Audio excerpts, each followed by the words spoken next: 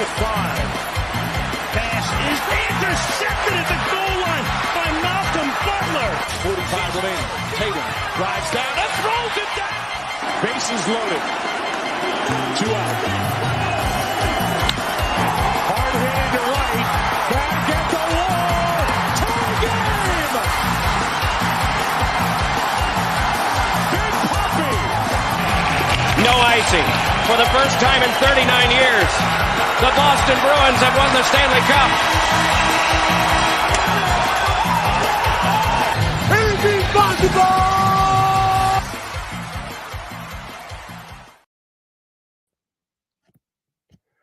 Good evening, everyone, and welcome to another edition of Kicking with Kruse. I'm your host, as always, Ben Kruse.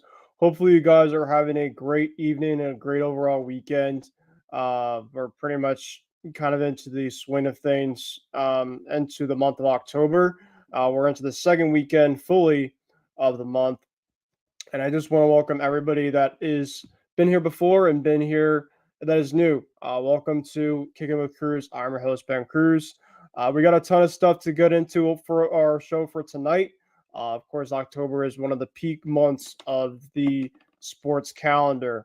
And we're going to get into two of our main things that we technically get into the most of, and that is baseball and football as usual. Baseball is really into the peak part. They're really, we have our 4 teams now in the MLB playoffs with the Mets and the Dodgers are the 2 teams currently in LCS. We will talk about that. They just started their first game tonight, and that was a final score just about 10 minutes ago, 20 minutes ago. And, the other side, the Guardians are going to be playing the Yankees. We'll get into a preview of that for tonight as well. And then, of course, NFL is still going, of course, in week 6.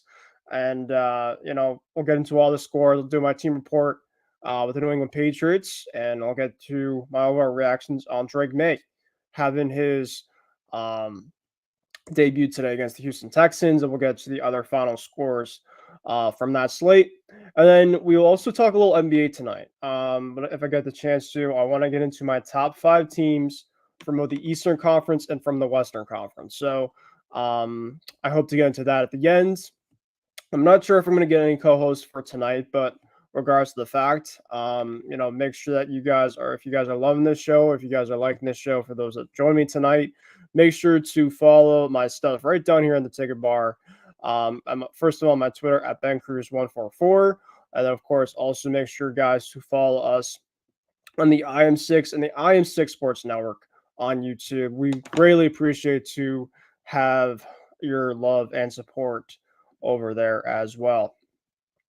So we're going to get started, and we're going to go to the baseball segment first, because obviously that's kind of the biggest thing that I think most people, obviously the sports calendar this month is extremely heavy with a bunch of stuff. Of course, hockey has already started. We'll get into some hockey, not tonight, but, definitely down the road for sure. I know Taylor, shout out to you, Taylor. He's going to be having his hockey show back here on the program pretty soon on Face Off, coming up soon. But I want to get into the overall match just really quickly with you guys. So, of course, the AL and NLDS matchups have concluded. The Yankees defeated the Kansas City Royals in the best of 5. They won 3 of the 5 games. And then, 3 or 4 or whatever. They don't win the series. They're just a better team. And then the National League, the Mets, the Grimace Mets, man, they continue the overall great magic this overall playoffs. And against the Phillies team that was kind of disappointing. I thought, a lot of these teams that were pretty much on the bye week from pretty much having the higher seeds, they weren't as good this year. And we've kind of seen a little trend that now as the last couple of years that the higher seeds have started kind of, I don't say lose their magic, but it's been a little more of the wild card teams and the teams that pretty much have had the ride of playing more, at least from the wild card, just having the momentum and stuff. So, just give credit to the Mets. It was a really good overall series, but and I know that obviously I picked the Phillies to win that overall not only the matchup but the World Series. Of course, I was heavily wrong for that, and deservedly so. Um, the Mets were just the better team, and then on the other side, we had the other two matchups from AL side. You had the Guardians and the Tigers.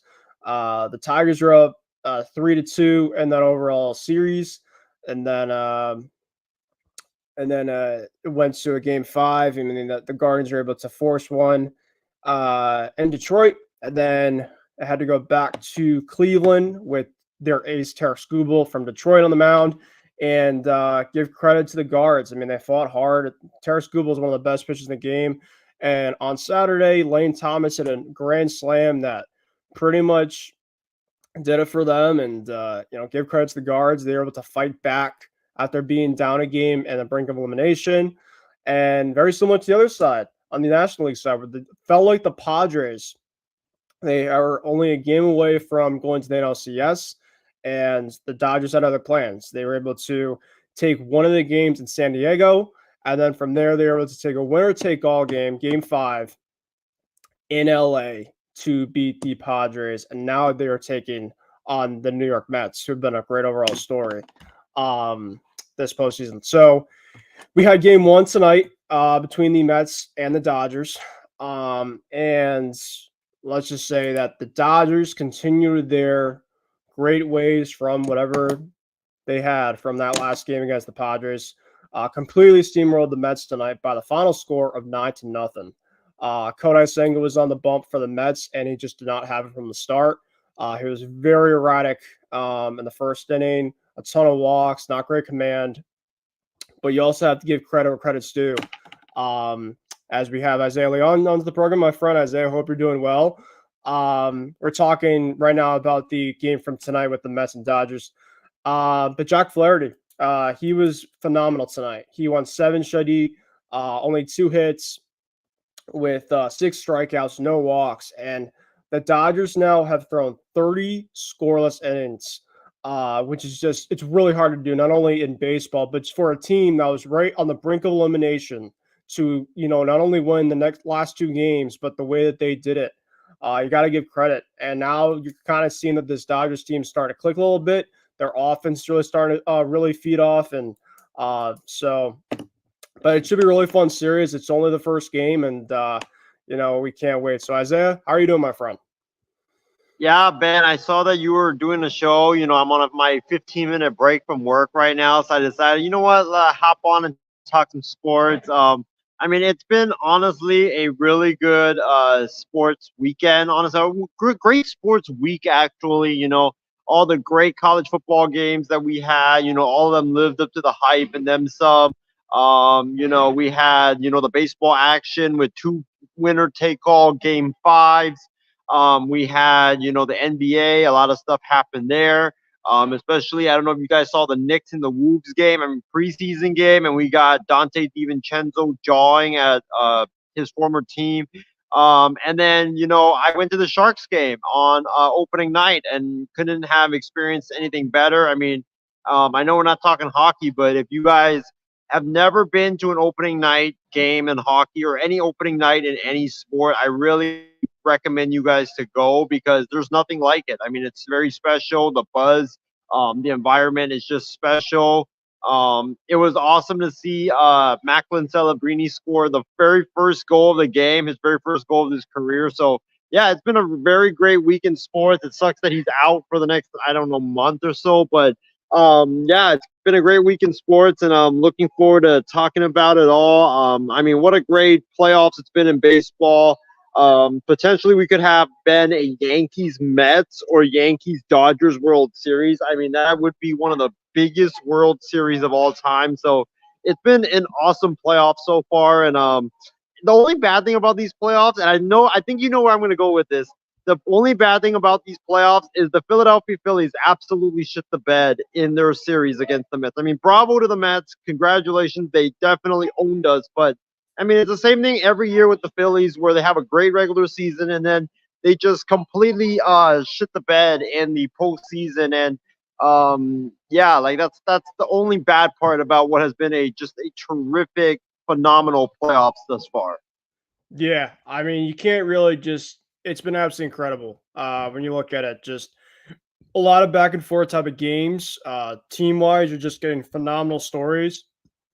And just, I know that the last couple of years it's been kind of, you had the Rangers, you had the Diamondbacks, kind of some Cinderella type teams in there, but a lot more of this year is kind of the accustomed to the old past of the playoffs. You have three of the top teams in spending, and currently right now in the playoffs right now, the Dodgers, the Mets, the Yankees, some of the really highest bidders are pretty much now on the top of the hill right now. And I know you're a Phillies fan, and I know it's probably really disappointing. I know that you were mentioning to me off the air about Rob Thompson, his job security, but we obviously had our predictions right before the playoffs happened. And I said that to me that the Phillies I thought were kind of ready for revenge and just kind of the way that they're kind of ready to go and play and pretty much kind of prove that last year and the last couple years weren't flukes.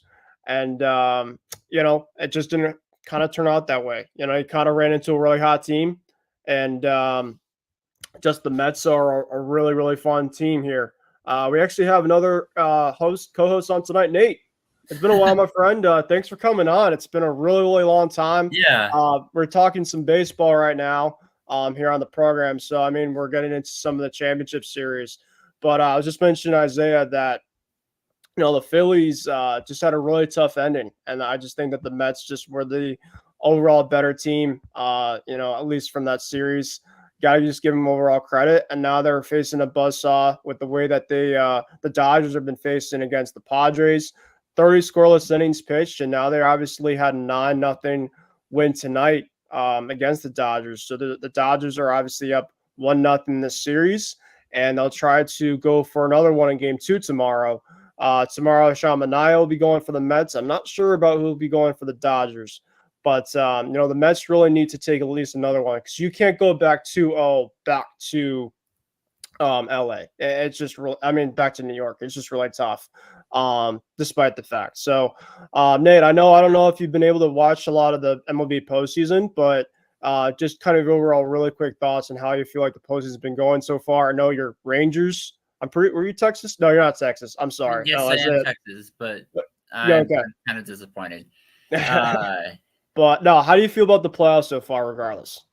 Well, when Texas Rangers, just like any other sport that I root for, when they're not in the playoffs, I usually go for the team that's the underdog in this.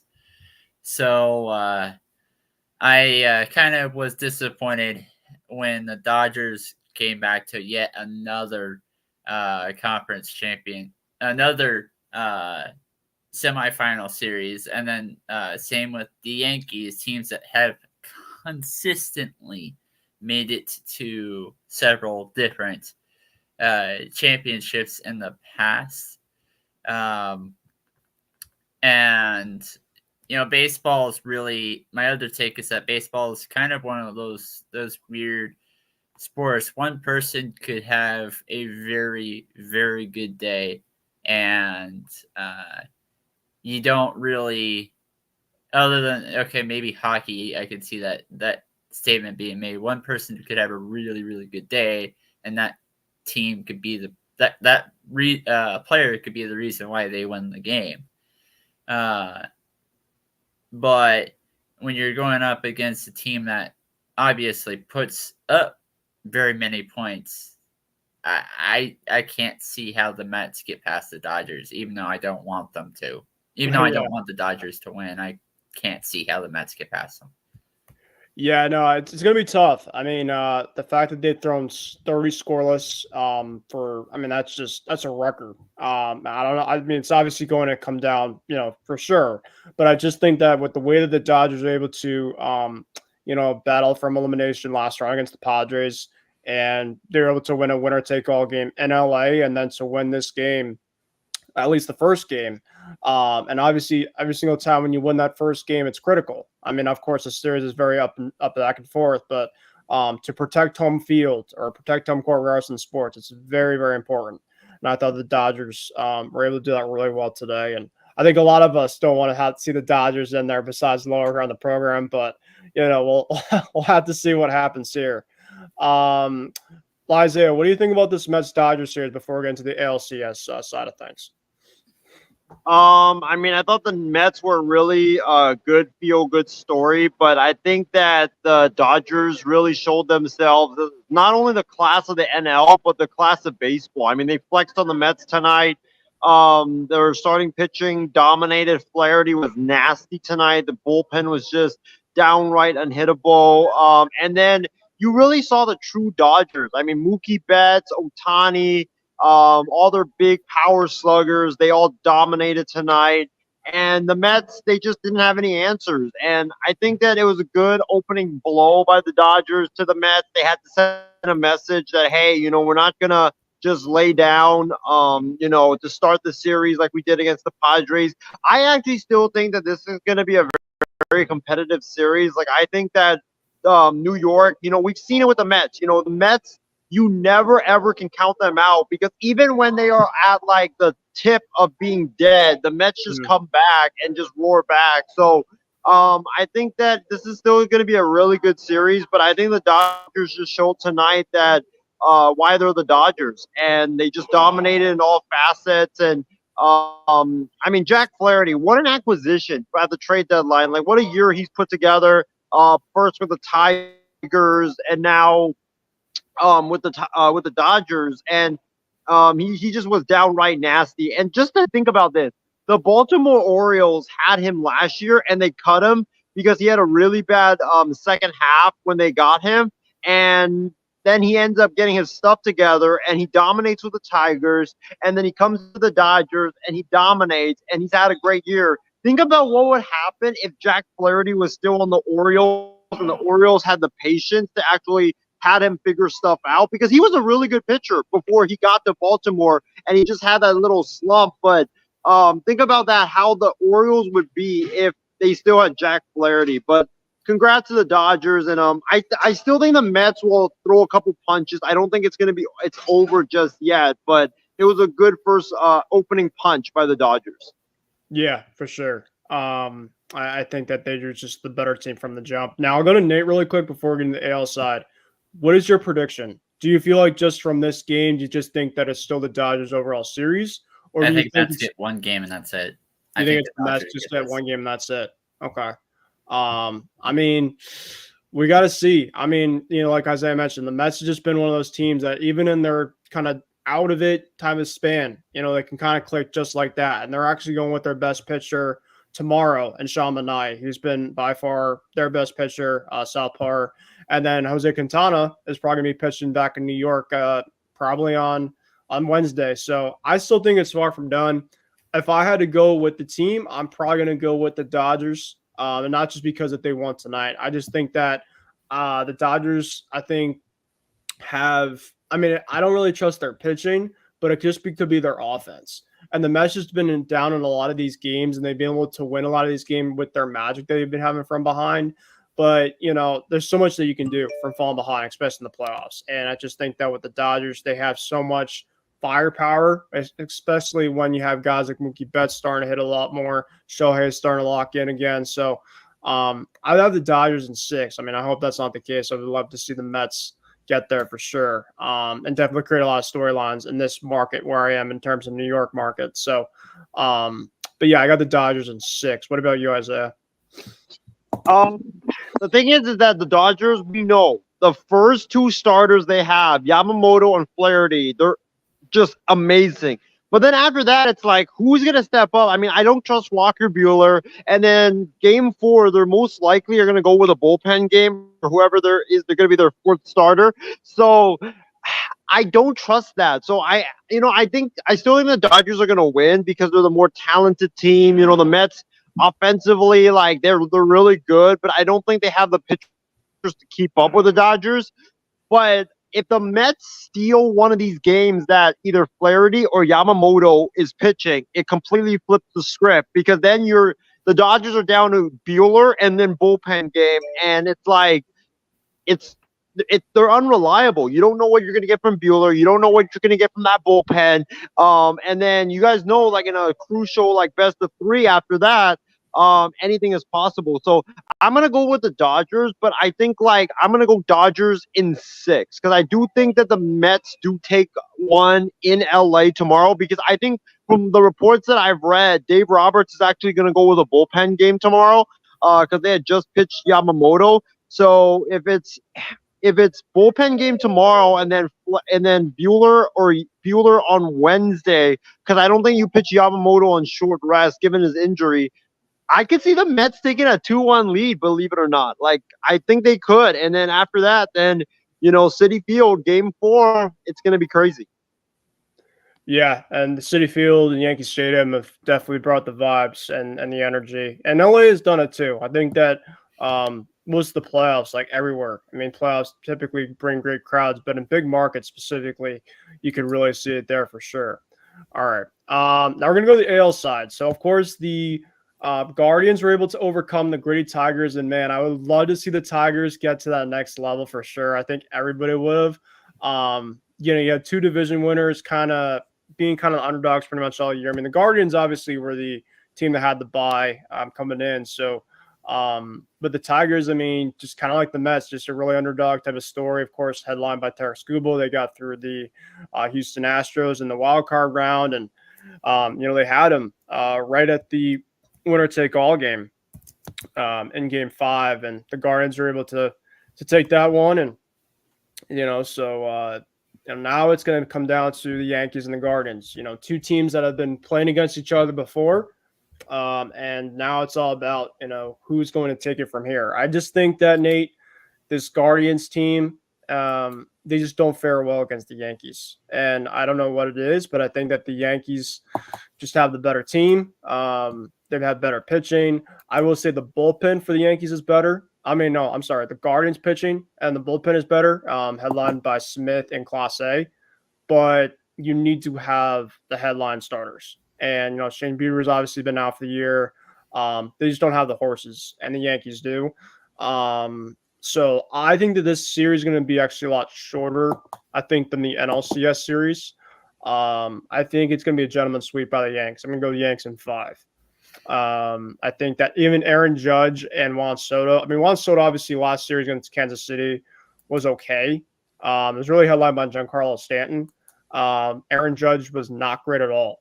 And the Yankees were pretty much able to win pretty convincingly against Kansas City. And I'm not saying it's going to be similar per se against the Guardians, but I do think that, I just don't trust the Guardians to have the workhorses to get to their dominant pen against a really good Yankees hitting team. So I got Yankees in 5. How about you?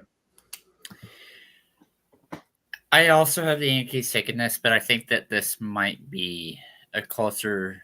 I think this one will go a little farther. I actually have the Yankees taking this in 7. Guardians is who I want to win the entire thing. But I kind of want to go in towards the bullpen a little bit more. I like that a little bit more. I think that you might see a couple of games, maybe 2 or 3, that the Guardians win, but they win off of a comeback late in the 7th, 8th, or 9th inning of the game. So that's how I see it. I think that this on paper will look like a close game, but I agree, a close series, but I agree that realistically, I don't think it is. Yeah. I think it's going to be very similar to the ALCS to the ALDS. The Yankees just have always been really good against the Central, and it just every year, and it just kind of feels like that. But that's what we're going to kind of see in terms of what happens, right? Tomorrow it looks like it's going to be Carlos Rodon on the bump for the Yankees against. I'm pretty sure it's going to be Alex Cobb for Cleveland. Yes, it's going to be Cobb Cobb against Rodon. The Guardians, I will say this, they put the ball in play. I thought that the Royals also did that as well. So I think that they could definitely take a game, maybe a game or two. I think it's going to go to as max of 6 games. I don't think it's going to go to a 7th. I think 6 is definitely the max that it can go to. Heck, I could be wrong. Maybe it goes the distance, but like we talked about, I just don't trust the starters for the Guardians to be able to linger on this whole entire series against a lineup like this, especially if Aaron Judge has not even been at his best yet, and you kind of feel like with a player like that, he's going to. And the same with Juan Soto. I mean, Juan Soto and Aaron Judge are two of the best players in baseball. You're kind of expected at some point that they're going to start waking up. And the fact the Yankees were pretty much able to win those games against Kansas City with their rotation, which is a lot better than the Guardians rotation, and win pretty convincingly, is impressive. And I will say this, and this is not me being a Red Sox bias, whatsoever, but Aaron Boone, I give him a lot of, crap here and there, and Yankee fans do as well. Think about listening here in Connecticut, just the people rambling about Aaron Boone and all of his struggles and stuff. But I'll give his flowers are due, and I thought that he was really good in the Royals series. I thought for the most part, he made a lot of really good overall decisions. The Yankees really needed to find their closer, and for a while, and they were able to finally with Luke Weaver. He's done a really good job with them. Looks like Clay Holmes has really found himself solidifying that 7th spot or 8th inning spot, and kind of being a piggyback to Luke. And Luke's just been really good. The Yankees, Nate, didn't give up one run via the bullpen last round, so they were absolutely incredible. And so I just think that when you look at this overall, the Guardians have the better bullpen.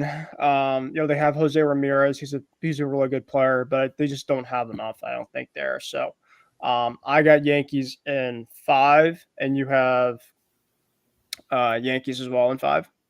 Yankees, I'm actually going to take it to 6. To 6.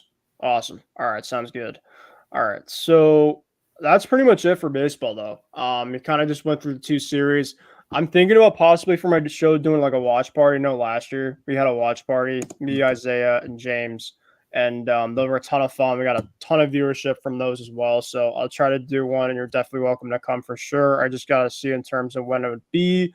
I'm even thinking possibly this week for one of the games. I'll have to take a look when it comes to my schedule. But we are going to shift over to NFL. I know me and Nate, we talk a ton of NFL stuff. And we're going to go through week 6 on the program. Now, obviously, we'll talk, in terms of team reports. Haven't really talked to you really much about your team so far this season, so we can kind of get your overall report about that. But we're going to get into some of the games that has happened so far on these slates. Obviously, I would say this wasn't the best overall slate for the game this weekend. There was obviously some decent games, but you had the Chiefs, you had the Vikings, 2 of the top teams in the NFL being on buys this week. Tomorrow could be a really good one with the Bills and Jets, so we could talk about that if you want to. Okay. But we're going to get into – I'll talk about my Patriots with the Drake May overall reaction to that as well. But we're just going to kind of go through some finals really quick. And if there's any games that you want to talk about, feel free to. The one that really stood out to me, though, from today, and I don't know if it was just because that Dallas, I just thought would have been a better. I had the Lions winning that game, but I didn't expect that Dallas was going to get slammed like that. Heck, I'm not complaining about it because I can't take Dallas and I can't take Jerry Jones. And I didn't realize, but it was Jerry Jones' birthday today. So Jerry Jones got absolutely just walloped at his plays on his birthday, which I thought was just eye-opening. But in terms of you, I guess I'll go to your game first, Nate, with your Broncos. They had a really tough one today. I didn't really get a chance to watch against the Chargers, but it was 23-16 final. Chargers won. Jim Harbaugh actually missed some of the game with an illness. He did come back in that game, but you look at it from both sides, and I really want to ask you how you feel about your quarterback as well, Bo Nix, so far.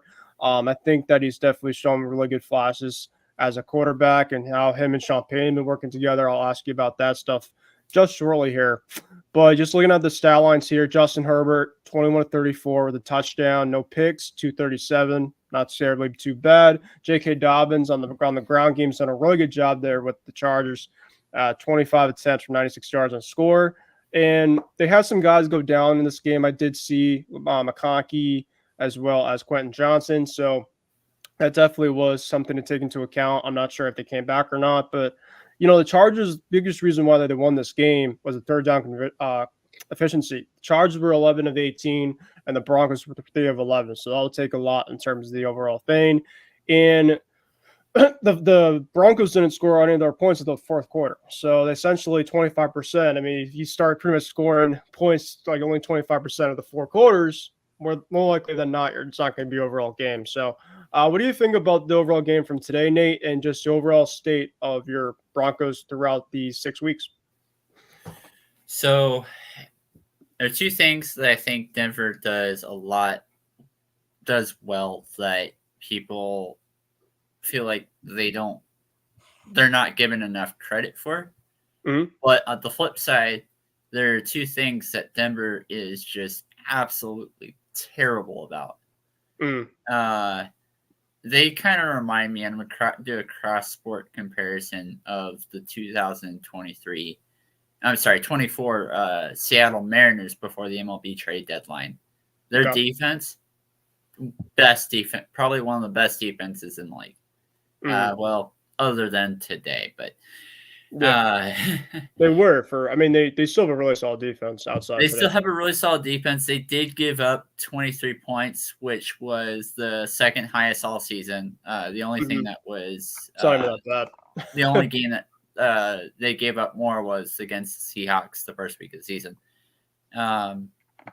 But offensively, our weapons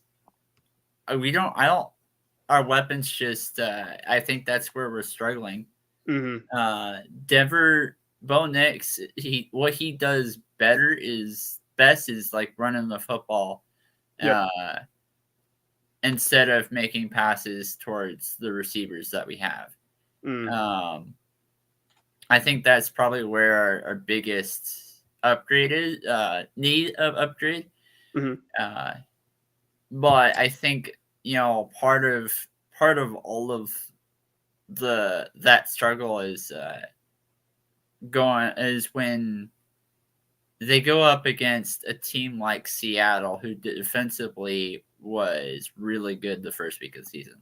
They go up against Pittsburgh, and they went up against Chargers. Those 3 teams, I like their defenses a little bit better than when they played against Tampa. And when they played against the Raiders, because Max Crosby was, and the Jets. You guys beat the Jets too by that. We beat the Jets too, but that was also closer than people wanted to.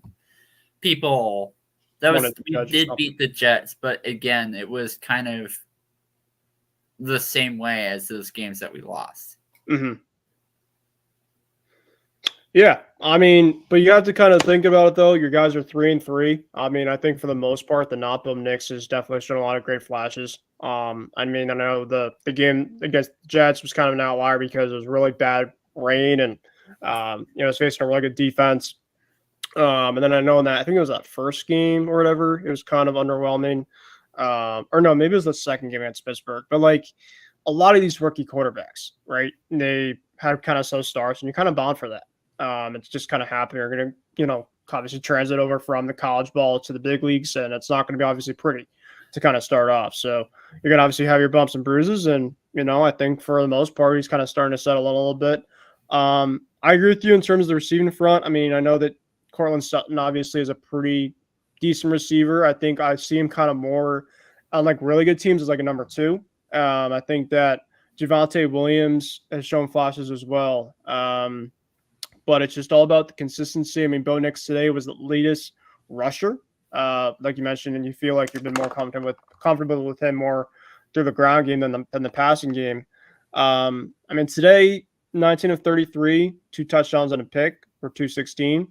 I feel like a lot of that, though, the first half, it was not good. I saw a stat line, and so that's kind of, I wouldn't say it was an outlier of a stat line, but like I talked about, and the Patriots obviously have really struggled so far with this season, the last couple of years, is the completeness of the 4 quarters. And to just make sure that you are competing and the turnover battle too. You have to win the turnover battle. As Bill Belichick says, if you win the turnover battle, more likely than not, you're going to win. And that's pretty much simple as that. So, but yeah, no, I think that you guys are kind of still in the middle of the pack there. I mean, look at the AFC West. The Chiefs are obviously going to be still the best team out there. But then outside of that, right? The Chargers are 3-2. You guys really competed there, and you're probably going to face them again down the road. And Vegas isn't great. And they might be trading away Devontae Adams. We could talk about that in a little bit. Max Crosby today was throwing a hissy fit, apparently on the sideline with one of the coaches, like pushing him and stuff like that. So Vegas is definitely they're definitely going into some turmoil for sure over there. I'm going to get into one of the games, though, from earlier slate today before I get into my Pats. And the Commanders and the Ravens. I wanted to talk about that game. You had kind of the story of Jaden Daniels so far. Speaking of rookies, Daniels has obviously really been busting onto the scene so far. And I kind of see him as like a younger Lamar Jackson. Just kind of the way that his precision is, his accuracy is. And he obviously was facing Lamar Jackson today. So, that was obviously a really good overall battle. The Ravens, man, have been absolutely fantastic, though. I mean, Derrick Henry coming into their overall team, obviously, they were a really good offense already. They obviously, last year, they made it to the AFC title game. And you bring in Derrick Henry. I know that a lot of people thought he was kind of coming to the end. He was washed. But I think it was more on all that the offensive line for the time was just so bad. Right? It just got to the end that, he had to go somewhere to kind of resurrect himself with a good offensive line like Dallas or Baltimore. And I think that Baltimore is a perfect fit. Today, he had 24 attempts for 132 yards and 2 touchdowns. I mean, Derrick Henry right now, Nate, he's not only going back to like just really good Derrick Henry, he's going back to his prime days. I mean, it's pretty incredible to watch. And with the dynamic already of Lamar Jackson and their passing attempt and their passing attack. I mean, heck, Mark Andrews, who was really Lamar Jackson's weapon for a long period of time, has really not even gotten involved yet. And if he can really start to get involved, I mean, heck, that Ravens team, the sky's the limit for them this year. I mean, they could really be Super Bowl contenders for sure. But I also got to give credit where credit's due. The Commanders have been a fantastic team. Terry McLaurin had 2 touchdowns today. Daniels was 24 of 35 for 269 yards, 2 touchdowns, no pick. Jaden Daniels so far this year, Nate, has been really good with not turning the football over. He's only thrown through 6 weeks 2 interceptions, which is pretty good, especially for a rookie. He's just done really, really well. I've got to give a lot of credit to both of those teams. But the Ravens did come out on top. I don't know if you got the chance to watch this game, but this was definitely a game and kind of a slate this weekend that wasn't great of football. This was definitely one of the games I was really looking forward to watching. It definitely, proved that today. That game, and believe it or not, I actually kind of enjoyed the Eagles and Browns game, but we'll talk about that. Yeah, I watched a little bit too. Yeah. I watched a little bit of that one, but not live. I actually watched that a little later because I was at church. Okay.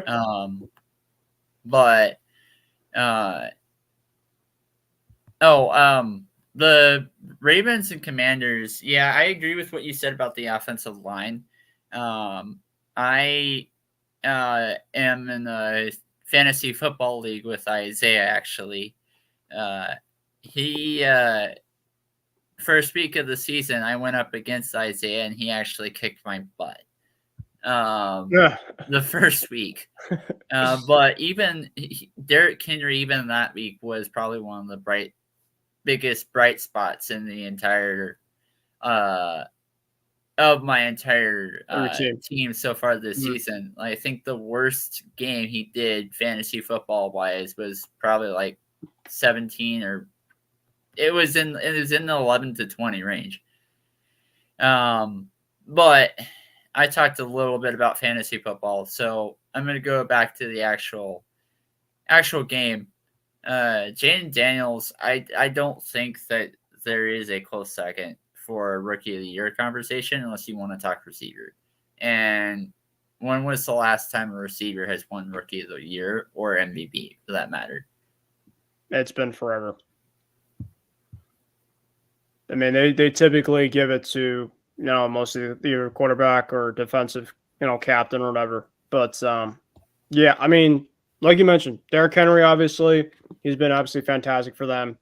And, I think he's going to keep on going with the way that he's been playing. You mentioned the Eagles and the Browns game. I did watch some of that, and the Browns are still a mess. Deshaun Watson has just completely been a shell of himself. He's been a shell of himself really for most of his contract. I've never seen a downfall, and I've said this before to a bunch of people, but I've never seen a downfall of a quarterback that really had he was a top pick in the NFL draft to Clemson. He was arguably looked as one of the best quarterbacks in the game for pretty much his young part of his career. He brought I think a 2 or 3 win Texans team his next year after to a playoff berth against I think it was the Bills. I'm pretty sure. You just thought that, yeah, he was going to keep on going with guys like Lamar and Mahomes. Those are kind of the core three, at least for a while. And then, of course, injuries happen. And then, of course, this massive scandal happened, right? And, kind of came out of that. And I didn't think that he was going to be kind of going back to his prime Deshaun days. But I also didn't expect it to be this bad. Now, to be fair, the Browns' offensive line, some of it's banged up right now. But even with a really good offensive line he's been having, he's not looked good. His pocket awareness has not been good. Today he went 16 of 23. No touchdowns, no picks. But he's gotten sacked a ton. Like today, he got sacked 5 times. Last week, he got sacked 7 times. The third week, he got sacked 8 times. And the first week, he got sacked 6 times. So it's definitely his mobility is definitely shot. His overall confidence is shot. His mobility is shot. And now, especially without Nick Chubb for most of this time, too, he doesn't really have that backbone. And I think that Chubb's coming back next week, thankfully for them. But yeah, it's not good for them.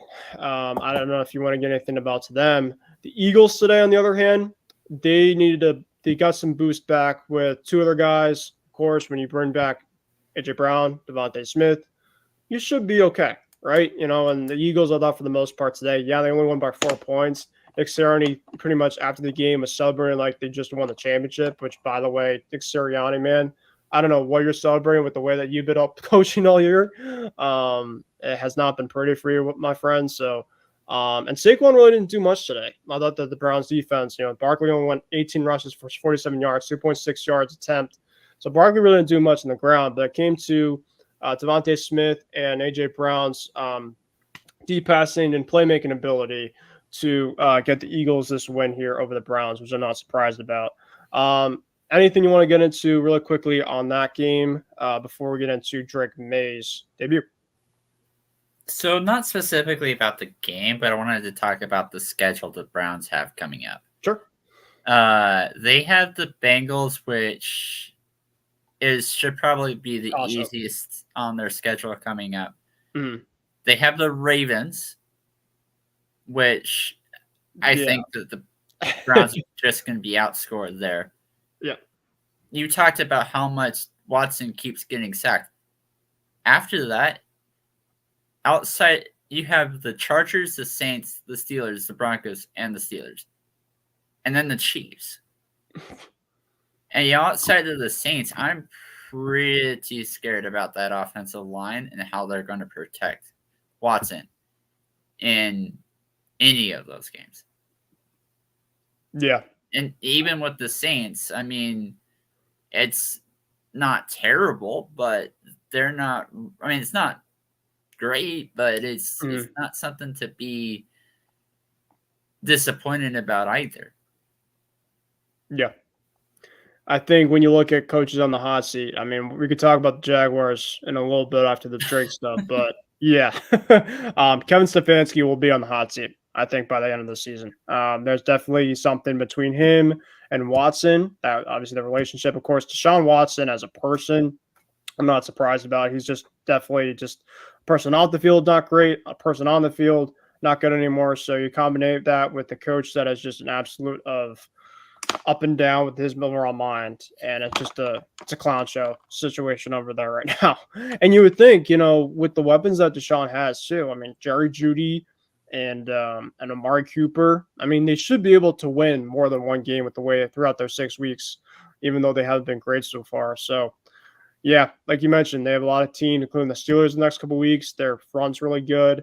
The front for the Browns isn't good offensively on their line, so it's going to be really rough for them for a while now. So we'll see in terms of how that goes. All right, I wanted to get into my Patriots really quick, Nate. And of course, today was the day of Drake May, May Day. The third overall pick, who of course was not playing the first 4 or 5 weeks, Jacoby Brissett. They wanted to give Jacoby the starts on that one, and wasn't saying that was Jacoby's fault, but I think that they kind of wanted to have a change, and I thought that was kind of interesting, the matchup for that, especially with the depleted offensive line we've been having pretty much all year, and a really good front that the Texans have. I was just really like, he's going to get smoked. It's not going to be pretty. His confidence is going to be shot. But, it's all about, in terms of how he's going to play. And, I really wasn't expecting us to win whatsoever, in this game. The Texans are just a very good team, championship type of team. So I really wasn't expecting – I was really more focused on May's play, kind of more than the results, I guess, if that kind of makes sense. Even though I would love to see the Patriots have that upset. The Texans are just a much better team. And I'll ask you about Drake May's overall debut if you want as well. Of course, today with the Texans, though, really quick before getting into May, they, of course, were doing Texans stuff. The first quarter, we had Tank Dell with a touchdown. We had Joe Mixon with a touchdown. Mixon came back this week for the Texans, and it was massive. I mean, their running game was absolutely just cooking us. When he was playing there early on the first couple weeks of September, he just brings that dynamic running attack with him and Dameon Pierce. They really showed that today against the Patriots for sure. And Tank Dell, he had a really good game. He's been all right this year, but I think that, if he can start to break out a little bit, just to watch out. That offense is very, very good. And then Drake May got his first touchdown pass. Like I said, we'll talk about his overall performance afterward, but he got his first touchdown pass on a 40-yard bomb to Kayshon Boutte. A perfect throw by Drake. And then third quarter kind of came around. And the biggest thing about this game, I'm not going to go through every single scoring line, but the Patriots had 4 turnovers. You just can't have that. If you're going to even want to compete, you just can't have that. The Patriots lost 41-21. But regardless of the fact, and, we could talk about the turnovers and stuff, Drake May today was, in his first overall start, if I had to make a grade, I'm giving him a solid B. 20 of 33, 60.6 percentage, 243 yards passing, 7.4 average per yards passing, 3 touchdowns, and 2 picks. Now, the first, obviously, the interceptions really quick. The first one was bad. That was all on Drake. Of course, the first couple drives there is kind of, the jitters and stuff, right? Kind of coming out of that and just he sailed the guy. It wasn't good. The second one was not his fault. I think Will Anderson, who, by the way, was fantastic for the Texans today. He had a tip ball on Drake, and just fantastic play by the Texans. I think it was, Eric Murray, their safety, made a fantastic catch. It's just a tip ball and got into his hands. But the touchdowns that he made, the first one is an absolute beauty. Felt like, I wouldn't say a Brady-esque type of throw, but it was just, he had time in the pocket with a very depleted offensive line the Patriots had today against Danielle Hunter and Will Anderson. You're kind of expecting for really, really bad stuff today. And he was able to hold his own, end this game. And, he got sacked 4 times. He had a forced fumble as well, too. He kind of held on to. But I feel like that we have something for sure. And I know it's obviously really hard to kind of get into the first game. But, I thought Drake played really, really well. If we can get our offensive line kind of figured out, get some pieces around him, our future's definitely bright. Because it's really hard to go, especially our first game against a team like that, and to put up the way that he played. I thought it was really, really awesome to see. So, do you get the chance to see Drake May's performance by any chance today? I didn't see much. I saw a couple of plays, but I didn't see much of that.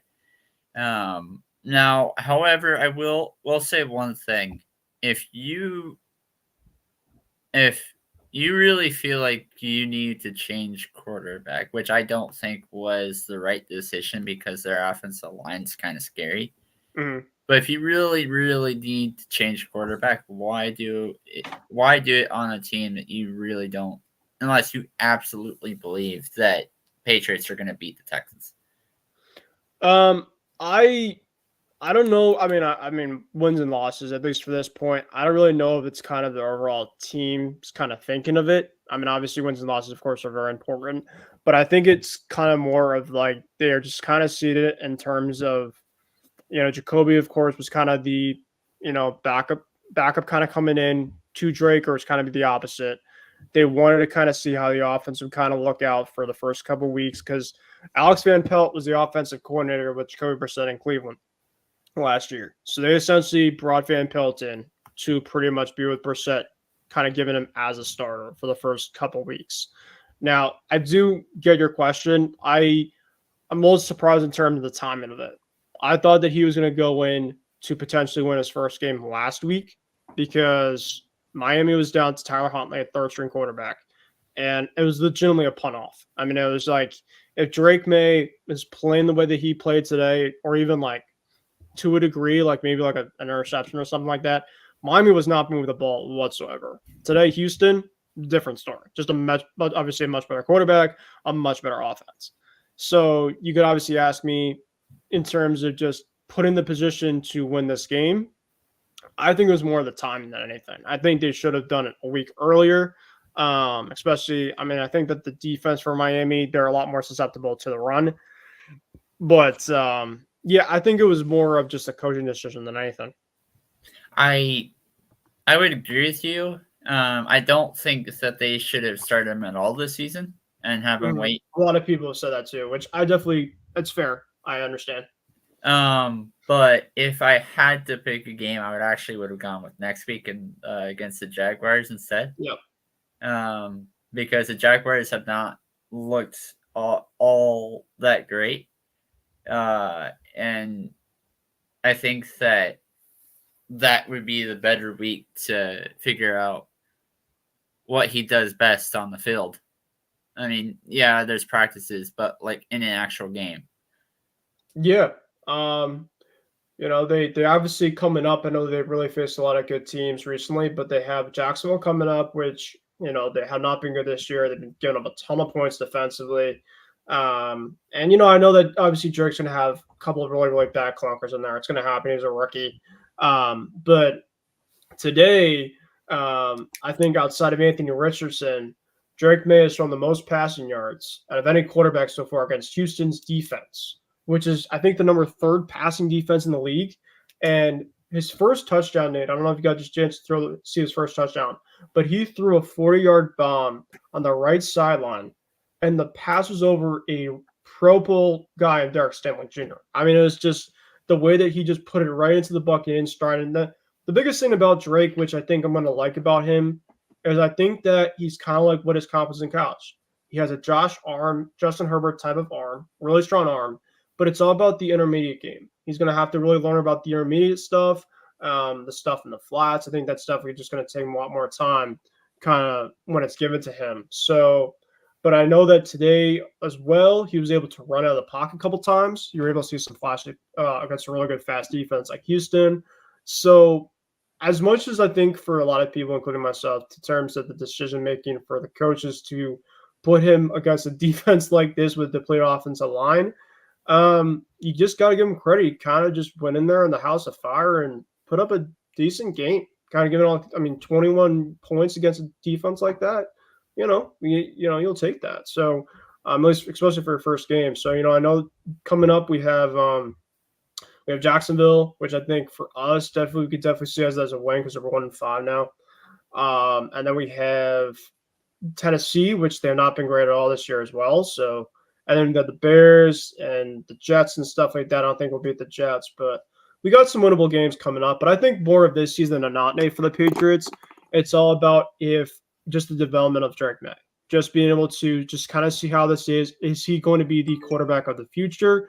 Because we know for a fact, regardless if he's going to be or not, that we're going to be a top 5 pick more likely than not once again. we could be able to get him some offensive lineman pieces around him with our $100 million in cap space. So, we'll see in terms of how that goes for sure. But I thought all in all, not too terribly bad for the first start for Drake, man. I'm really excited for that. Okay, we're almost at the top of the hour mark, and obviously I don't want to go too much longer. But I will say, before we get into the game tomorrow night that I wanted to preview, is there any other games that really kind of stood out to you? I'll kind of really quickly go through the final scores really quick for those that are watching, if any. So, and the 1 o'clock slates, like we mentioned, Texans, Patriots, my game, Texans won 41-21. And Nate's game, the Broncos, the Chargers won by the final of 23-16. The Falcons defeated the Panthers 38-20. The Falcons go to 4-2. The Panthers go to 1-5. The Lions absolutely demolished the Dallas Cowboys on prime time in Dallas by the final score of 47-9. The Lions have been absolutely fantastic this year. Unfortunately, Aiden Hutchinson is going to be out for the season after a very gruesome injury that he had when it was a blowout. Really tough blow for the Lions there, and definitely wish Hutchinson well in his recovery. Couple more of the early state games. The Packers under Jordan Love. Jordan Love just came back and has been fantastic so far. Today threw 4 touchdowns. Kyler threw a touchdown, but it was more of the passing attack for the Packers. Just really gave it to the Cardinals, and the Packers won 34-13. Packers go to 4-2, and the Cardinals go to 2-4. The Colts defeated the Titans 20-17. A real close one there. The Bucs scored 51 points in New Orleans. The Bucs won 51-27. Baker even threw 3 interceptions, and they still blew them out. Now, I know that Derek Carr is going to be out for multiple games. He got hurt last game against Kansas City, so they're having Spencer Rattler start, and Spencer Rattler didn't even play bad. He had 2 interceptions, but that was his first start. You're not really kind of expecting much from Spencer Rattler compared to a lot of other guys in the draft class. Like we mentioned, the Eagles already with the Browns. Eagles won 20-16. Ravens defeated the Commanders 30-23. The morning game yesterday now with the Bears and the Jaguars. The Bears won 35-16. Caleb Williams is really playing a lot better after kind of a really tough couple weeks. And then in Thursday Night Football this past week, the Niners defeated the Seahawks 36-24. Both teams are now 3-3. And then the bye week teams were the Chiefs, the Rams, the Dolphins, and the Vikings. So I don't know, really quick. Oh, Sunday Night Football, really quick. The Bengals with the 17-7 win over the New York Giants. And then tomorrow, Nate, we have today the Bills and the Jets on Monday Night Football. Of course, this is a game from Monday Night Football last year, which of course Aaron Rodgers unfortunately went down in the first 4 plays. Of course, the injury that he had was done for the year. Hopefully, knock on wood, that's not the case for the Jets there. Is there any other games that you want to get into really quick before we get into the Monday night game? Just one, and that's Tampa Bay versus New Orleans Saints. Okay. And I only want to say that because it's actually kind of a preview to Denver's next game. Denver plays against New Orleans. It's one final take that I have is that Denver does really well defensively, but they have those moments where they would give a lot of yards on a drive. It happened against the Raiders that first quarter where they gave up. They did not do well that first quarter. It happened against the Seattle Seahawks where the third quarter is what potentially won the Seahawks that game. And then it happened today where, Denver, it wasn't bad, but it wasn't great until the fourth quarter. Yeah. And the only reason I wanted to cover this game is because I could see something like what happened in the Seahawks game happen against the Denver Broncos as well. The New Orleans Saints scored 27 points that game. Yeah, they gave up 51, but they only gave up 7 points in that second quarter. And they scored them 27-7 just in that second quarter alone. And you're going up against Denver, who this season they're kind of known for that potentially. Yeah.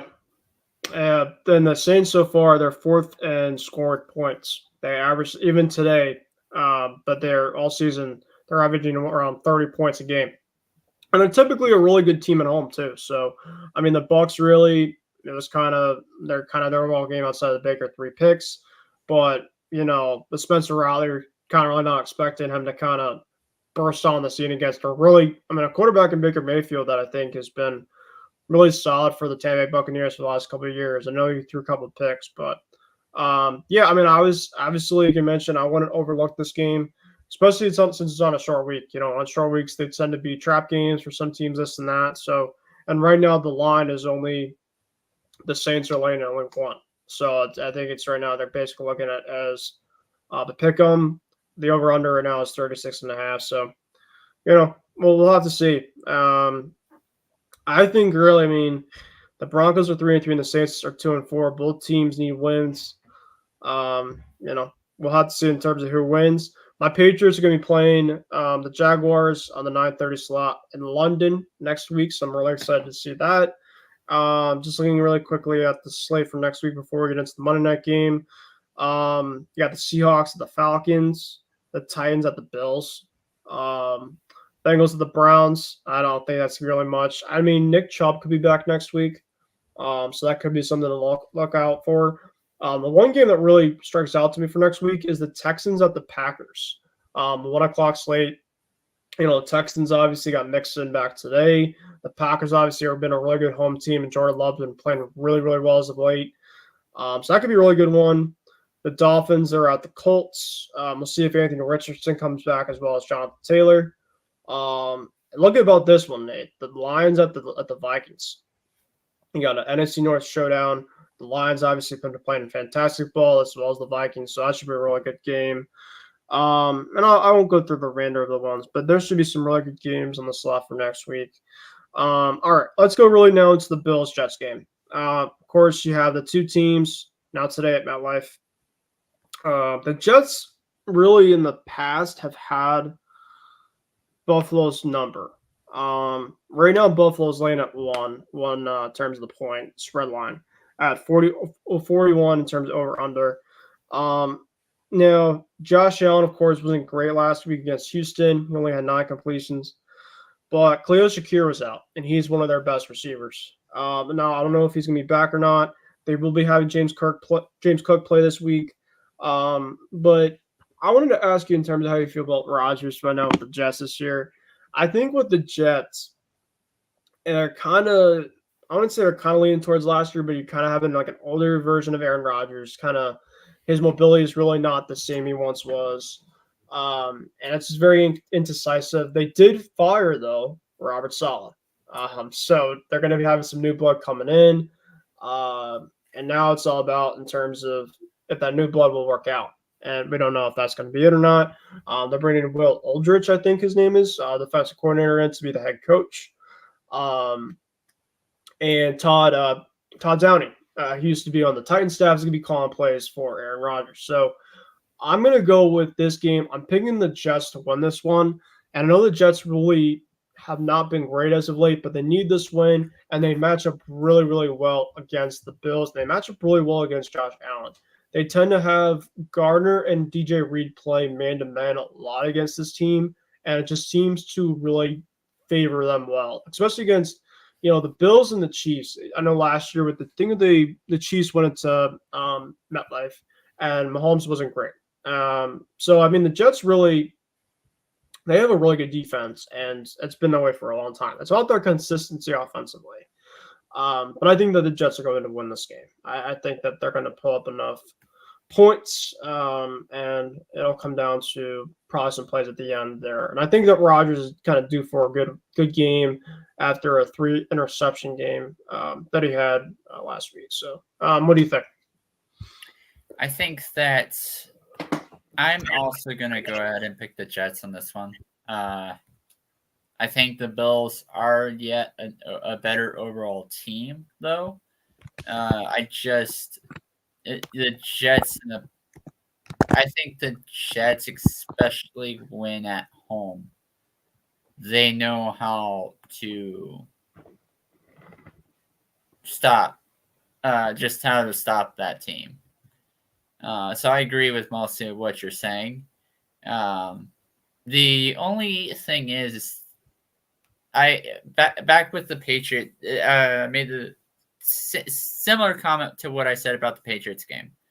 I think that the timing for firing Robert Saleh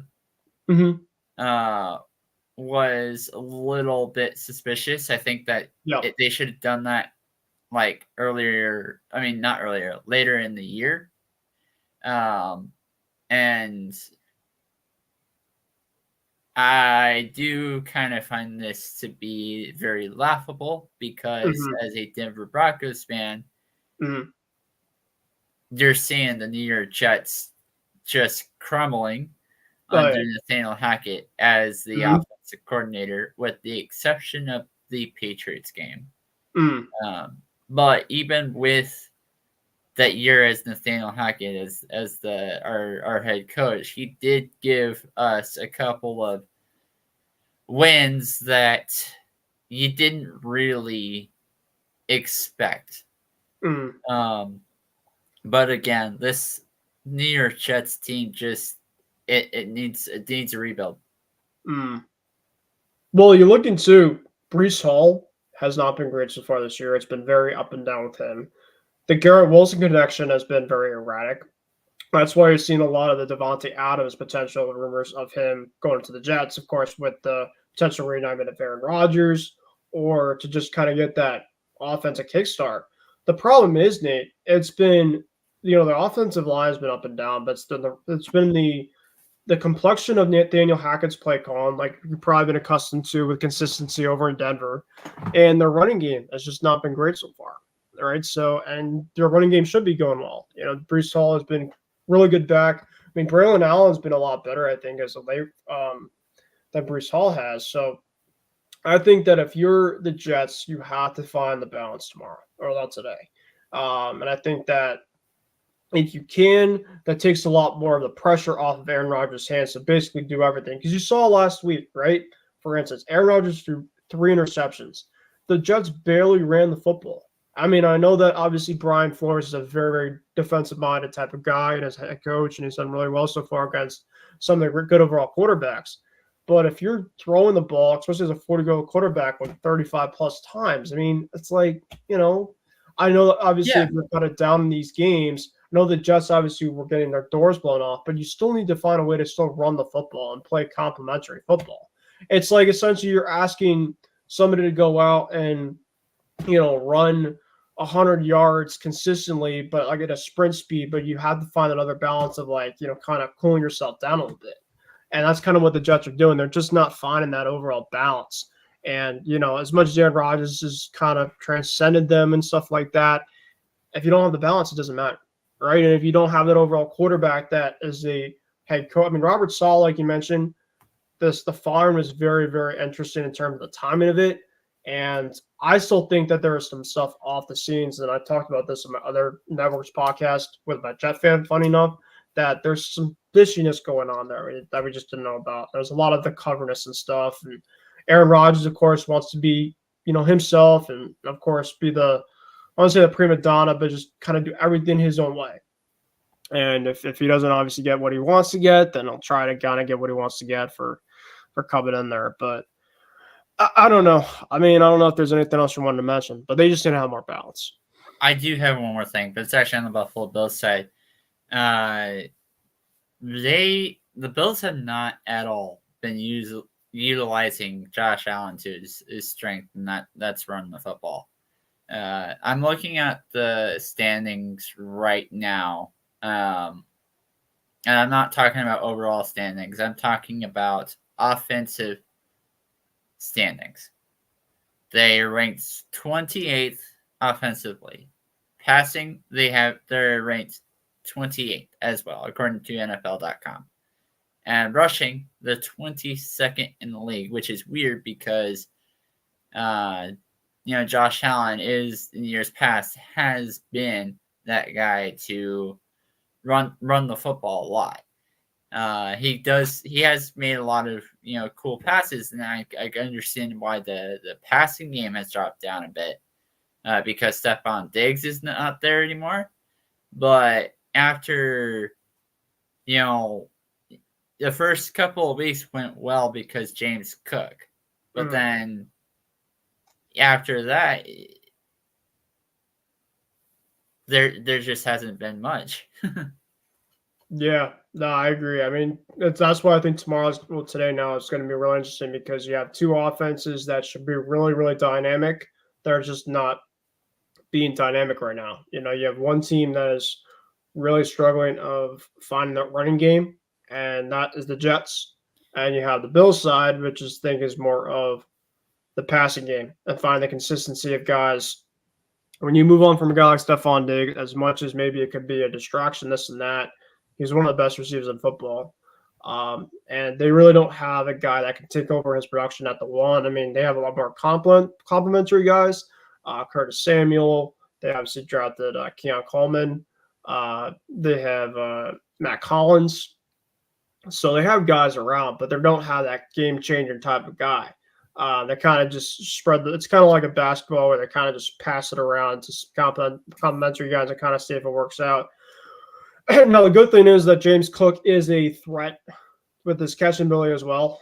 So that kind of helps as well. And of course, Josh Allen's playmaking ability kind of undertakes them needing number one. But if they can get a number one there for sure again, I mean, it'll just help a lot. And that's why Devontae Adams, I think, is another place like the Bills. I think that could be a really viable spot there. But I think, like you mentioned, we have both the Jets in this one. It should be a really, really, really good game. And I'll talk about that probably in the next show for sure. But we're definitely going to be running, I think, a lot of time. It's almost 1 a.m. Eastern time here. So, I'm pretty tired myself. And I definitely want to get in some content. I really appreciate you coming on the program. It's been a while since we've had some conversations talking sports and stuff. Really quickly, I'd say before we conclude for tonight, final thoughts. I mean, for me, there's really not a lot that I wanted to get into. I will say that we might do a watch party for baseball and the playoffs coming up pretty soon. I'm just not sure in terms of when that's going to be. We're also planning to hopefully have the hockey show because, of course, we don't really talk a lot of hockey on here. But Taylor, who is on the network, he does their hockey show. And maybe me and Isaiah can kind of do some more content with him with hockey. That'd be awesome to see. And then next show, we'll definitely be doing some basketball. The NBA season is going to be starting on the 22nd of October. So that's going to be coming up really soon. I'll be definitely previewing the Eastern Conference and the Western Conference teams next show before we get into the regular season, which will be, like I mentioned, on the 22nd. And yeah, that's pretty much it in terms of my side. Great overall show. Like I mentioned, Nate, thanks for coming on. And Isaiah, thanks for coming on earlier for the program for tonight. And Nate, any leftover final thoughts?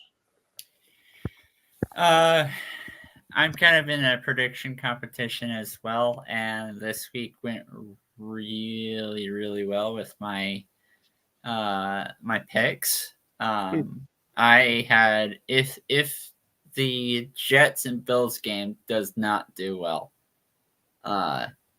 if the team that I think wins basically if the Bills win, then I go then that would be my second game wrong of the week. So I got every single Sunday game right today. All right. That's awesome. But that is my final thoughts, and I'm kind of impressed about that. So that's good final thought for sure, to say the least. I mean, I know for me, I do like a picks league here and there on ESPN Fantasy, and I do fine for the most part. I do a betting show for my other network. We pretty much go through every single game, kind of like what we do here, but we don't do the betting lines. They essentially is just a betting line show, and we don't make any sports like betting lines from like DraftKings or other on that show. I mean, I just kind of do that stuff really more for like fun and stuff. I don't go too crazy with the sports betting, just my stuff. that stuff. But we have a really fun show over there, which if you want to check out, I can send you this stuff off air or whatever. But yeah, I'm really happy for man on that for sure. But yeah, like I mentioned, final thoughts, overall great show. And yeah, we'll definitely have another one coming up for sure. Baseball playoffs. Hopefully that you guys enjoy those games coming throughout this week with the Yankees and Guardians starting today now. Mets Dodgers. Of course, the first game already ended there, but there's going to be a ton more stuff of that coming up for sure. I don't think it's going to be over just because of one game, to say the least. So yeah, I think that's going to be it for tonight. This is Kicking It with Kruse with your host Ben Kruse. Nate, like I mentioned, thanks again for coming on, my friend. Isaiah, thanks for coming on earlier.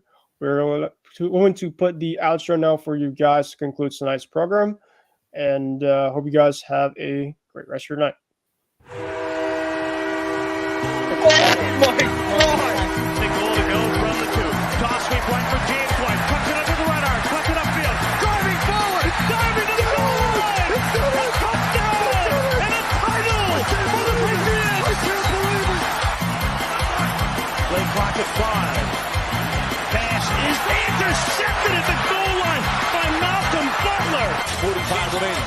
Tatum drives down and throws it down. Bases loaded. 2 out. Hard hitting to right. Back at the wall. Tie game. Big Puppy. No icing. For the first time in 39 years, the Boston Bruins have won the Stanley Cup. Anything's possible.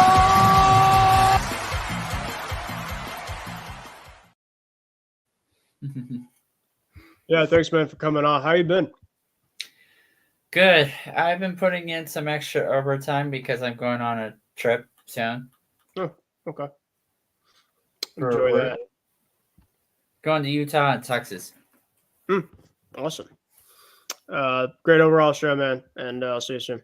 Okay, see ya.